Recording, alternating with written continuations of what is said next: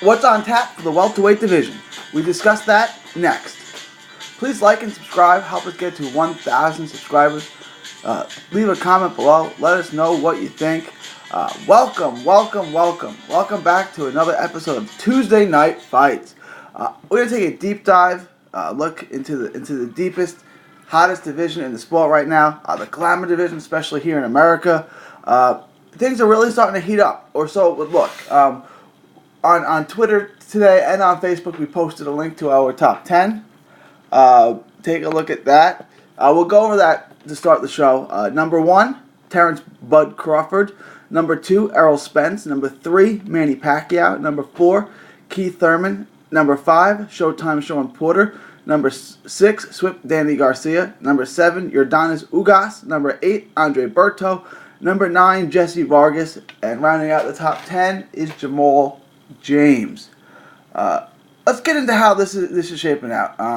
Andre Berto, the most recent guy on that list of fights, secured himself at least one more big fight.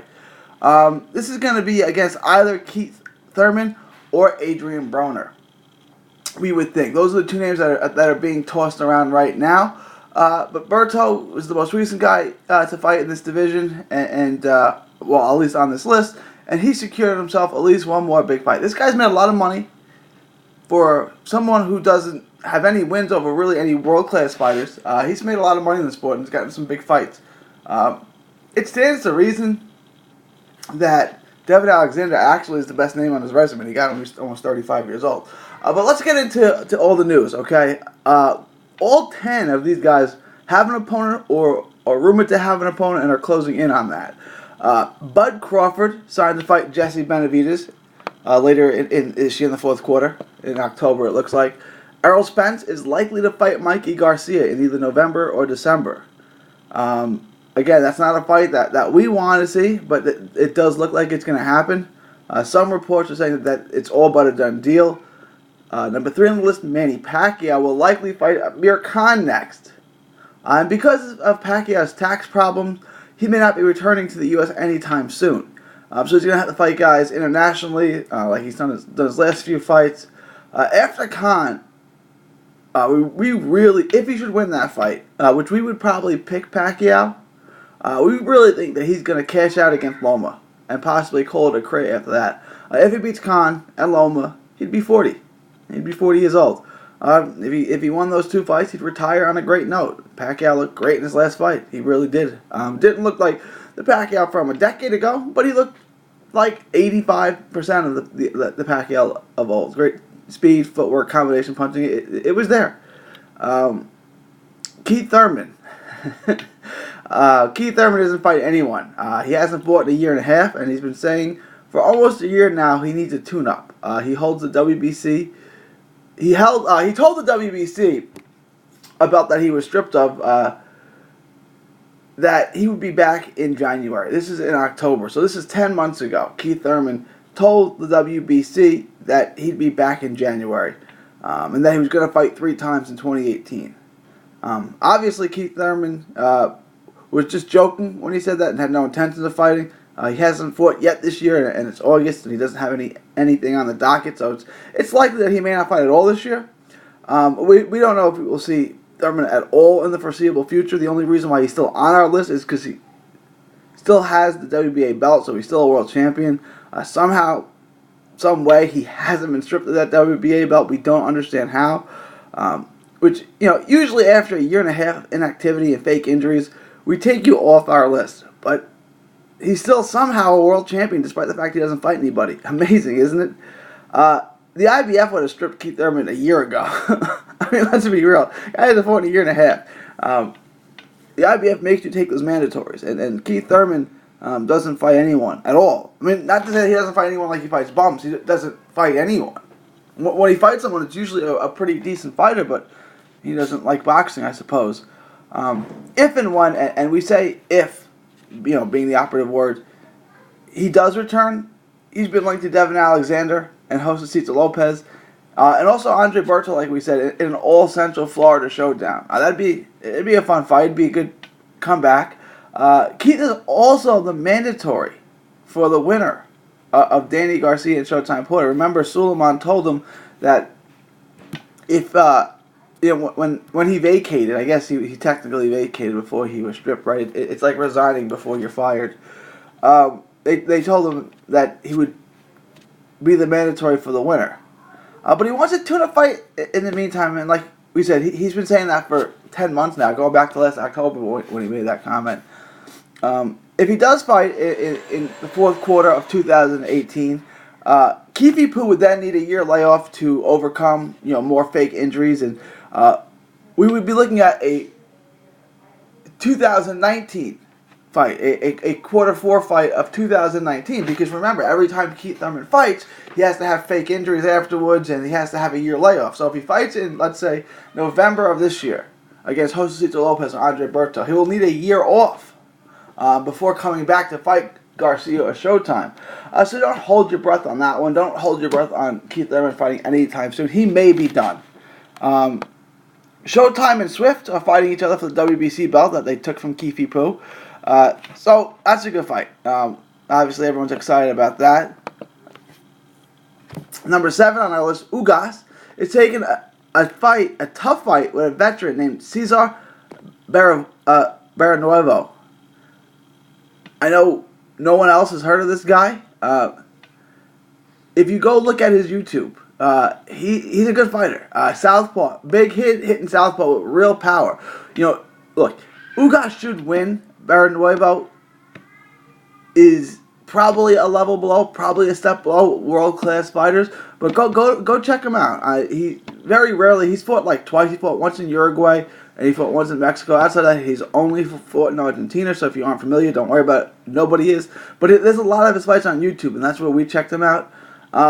He's a fun fighter. He's a fun fighter at least. Ugas is much more skilled and should win. But this is nothing to be overlooked. Like we said, Barranuevo is a big hitting southpaw. So he could give anyone troubles. But we don't expect him to win. Berto is being linked to either either Broner or Keefe Poo. Jesse Vargas is number 9 on our list. Jesse Vargas will headline the first card of Eddie Hearn's Matchroom Boxing USA in Chicago. He's going to fight against Thomas Delerme, quality opponent, I suppose. I use that word, opponent. Delerme will show up. He'll fight hard.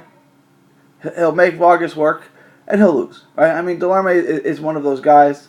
He's just below the top-notch fighters, right? Like if you fight any world-class fighter like a Jesse Vargas, he's gonna lose. Outside of that, all the B- guys will beat up on those guys.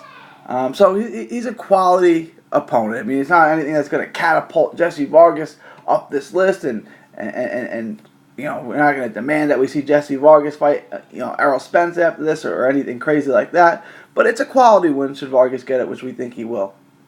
Then finally, Jamal James. A lot of the sleeper on this list. Not a lot of people put Jamal James in the top 10 welterweights. But he's had a very impressive 9-month span going back to last year. Within 9 months of each other, he beat Jojo Dan, Diego Chavez, and Abel Ramos. That's a good streak. That's a good run. That's a good run for Jamal James. He lost to Ugas and then put those 3 wins together. And he's getting a bit of a soft touch now in a homecoming fight in Minneapolis. He's fighting a fighter, again, another opponent that loses to every good fighter, named Mahoney Montez. That fight's coming off in a couple of weeks. It's a showcase show for James. We actually expect James to get a knockout in this fight. So, there it is. There's good and bad, right? Everyone on this list has something decent, at least in the mix, something decent that's being discussed. A lot of fighters have things that are signed.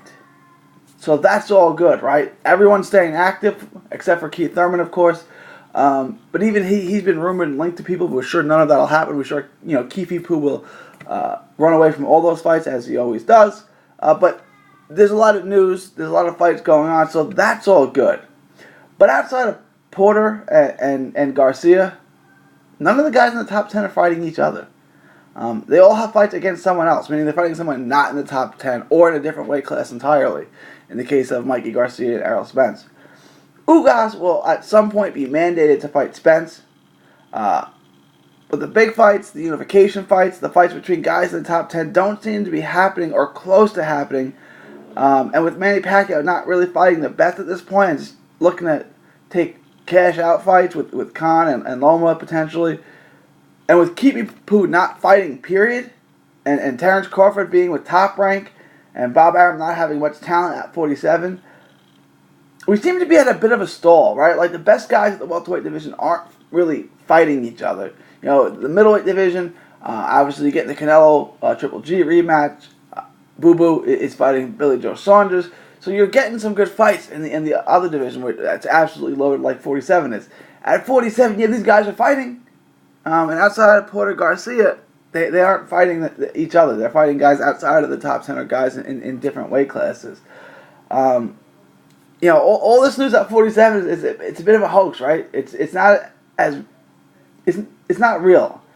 So really aren't getting anyone fighting anyone else in the top 10 of the division. You know, outside of the Showtime Porter with Danny Garcia fight, we ran off all the guys in the top 10. Which one of those guys, besides Showtime and Garcia, would you say are in not necessarily a 50-50 fight, but just in a fight that they could lose, where you don't already know the outcome? I mean, Ugas is going to win. Jesse Vargas is going to beat Delerme. You know, so, you know, Terrence Crawford's going to beat Benavides. Pacquiao's going to beat Khan. It kind of is what it is, right? I mean, the fights are fine, and I don't object to the fights necessarily, but we already know the winner. So it's like, yeah, there's a lot of action, and it's in the headlines and all that, but, you know, none of them are really intriguing fights. You know, I know Spence with Mikey is intriguing, but it's intriguing like a train wreck is intriguing, right? Like, you can't look away. I love Mikey Garcia. He's one of my favorite fighters. He's out of his mind if he thinks that he can beat Errol Spence. It's just, look, there's weight classes for a reason. I've met Errol Spence on numerous occasions. He's a big dude. And Mikey I've met too. He's not a big dude. You know, there's weight classes for a reason. And that fight, I think it's going to happen, and they should just do whatever they can to not make it happen. Let them fight other guys at 35. There are names there, Linares, Luke Campbell, we went over that. Beltran or Pedraza. Let them fight those guys. Don't start jumping up to 47. It's not to fight not to fight Errol Spence. If this was Danny Garcia, I would still advise against it. I would still, in a Danny versus Mikey fight, I would still lean towards Danny, but Mikey could win that fight. Errol Spence is too big and strong. So it's really the only big fight right now, and they're all lined up for a fight. The only big one is Porter and Swift. Here's what should happen, right? Keep the Porter and Swift fight. Spence should take on his mandatory obligation, get that out of the way, fight your Dennis Ugas, right? Not a lightweight. Not a lightweight in the fourth quarter. Spence is scheduled to fight again in either November, December. Let him fight Ugas. Take care of that mandatory. Get all your mandatories out of the way. Get the IBF off your back. And then after that, if you should beat Ugas, which of course you'd be favored to, then you can do whatever you want for a while. You can take all the voluntary defenses and do all the things that you want to do. But, you know, there's no point in fighting Mikey. It's a ridiculous fight that will bomb on pay-per-view. So just fight Ugas and get that out of the way.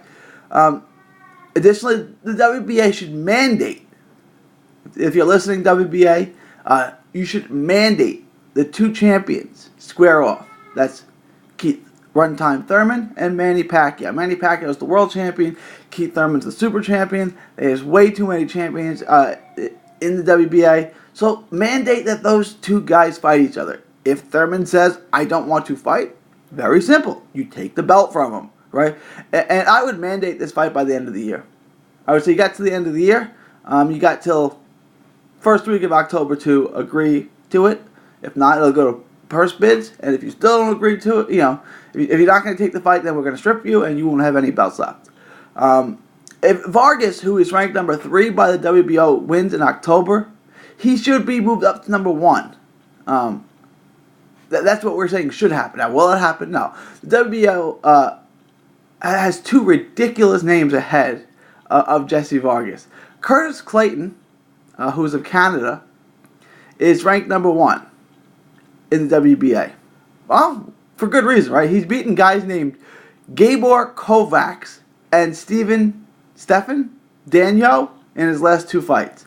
That's who he's beaten to get to the number 1 to the number 1 ranking in the WBO.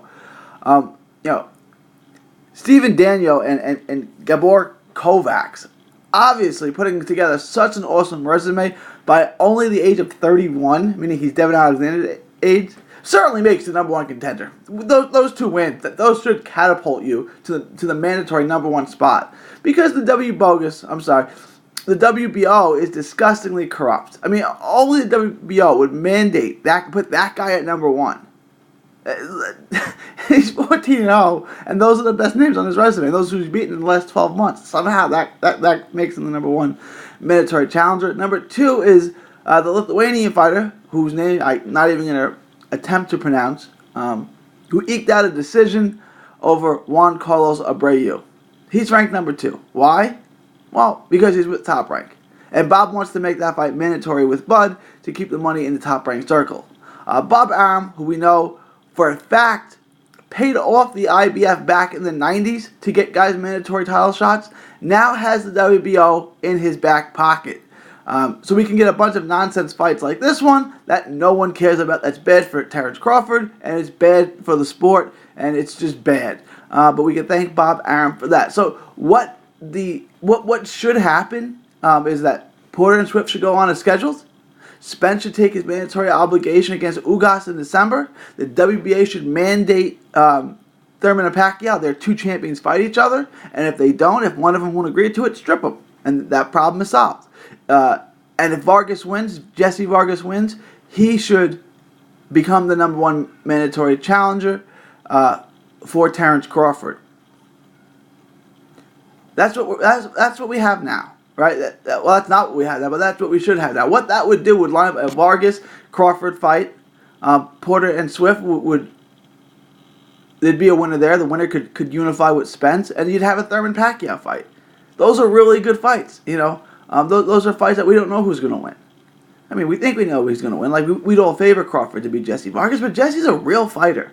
He probably wouldn't beat Crawford, but it's better than anything Crawford's going to fight. And you can mandate that fight. Crawford's fighting Jose Benavidez Jr., who's beaten nobody.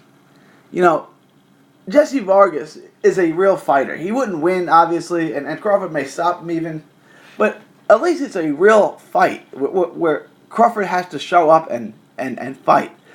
But this is what could be done. It's just a shame that we're in a time right now where none of those things are going to happen. And Pacquiao's going to fight useless guys. Keith Thurman's going to fight nobody. I don't know what Porter and Swift are going to do after they meet up, but this is so easy, right? If you just do those couple of steps, you'll get great fights, and the division will clean itself out, and we'll see who the best is organically by fighting each other. But of course, that makes 2 cents, and it's not going to happen. But let us know what you think. Let us know what you think of our top 10 list. Do we have it about right, or are we completely off? And let us know what you think about our plan, or what we would like to see happen, or what we think should happen. Leave your thoughts, comments below. For Tuesday Night Fights, this is 3D Boxing, signing off. Thank you, and God bless. Enjoy 3D Boxing vlog videos? Show us some love by clicking the like button. Don't miss a tweet, post, story, or video. 3dboxingvlog.com is also on Facebook, Twitter, and Instagram. Hit the subscribe button now to stay inside the ring.